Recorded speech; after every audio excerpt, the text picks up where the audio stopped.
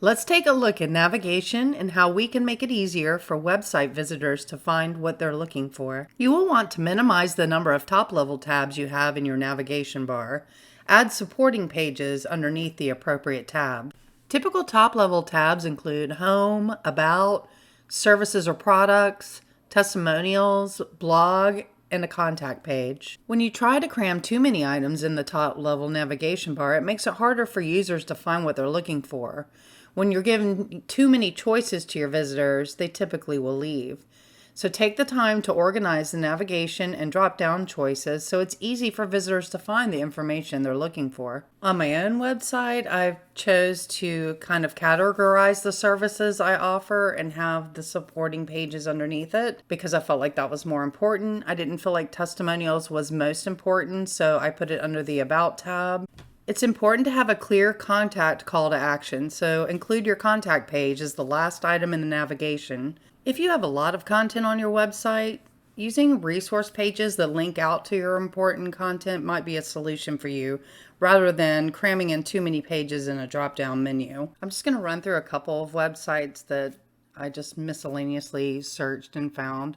The first one's a property management company. They've got a very short navigation bar, which is really good. There's two types of people that come to property management pages. That is owners that own property looking for management services and tenants looking for property. So they've done a pretty good job about making that a quick find for whichever type person comes.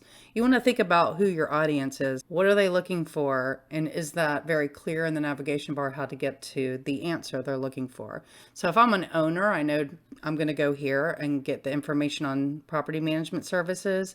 If I'm a potential tenant, I can search homes. It's very clear where to go.